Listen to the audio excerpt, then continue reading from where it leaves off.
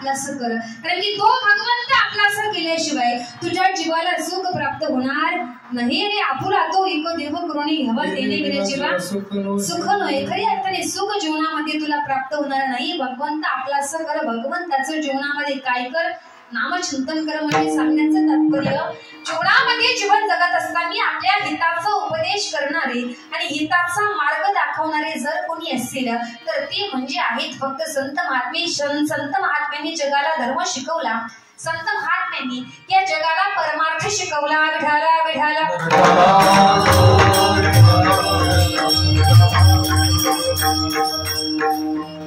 जो विटेवर परमात्मा उभा आहे तो भगवंत पंढरीश पांडुरंग परमात्मा कधीतरी आपण आपलासा केला पाहिजे. आता प्रमाण आपल्या सर्वांच्या पाठ आहेत.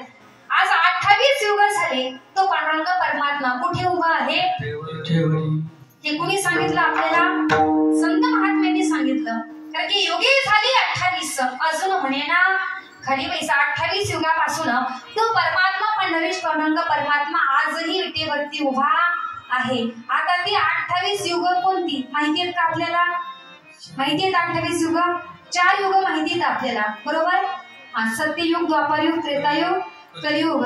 ज्या युगामध्ये आता आपण आहोत. 5वं युग तरी माहिती का आपल्याला? 5वं युग माहिती आपल्याला? नाही माहिती. जसं तुम्हाला माहिती नाही तसं मला सुद्धा माहिती नाही. परंतु संत महात्म्यांनी सांगितले किती युगापासून पांडुरंग परमात्मा उभा आहे? 28 युगापासून भगवंत उभा आहे. मग संत महात्म्याने खोटं सांगितलं का? संत महात्म्याने खोटं सांगितलं नाही. पण जेवढा वर्णन संत महात्म्यांनी केलंय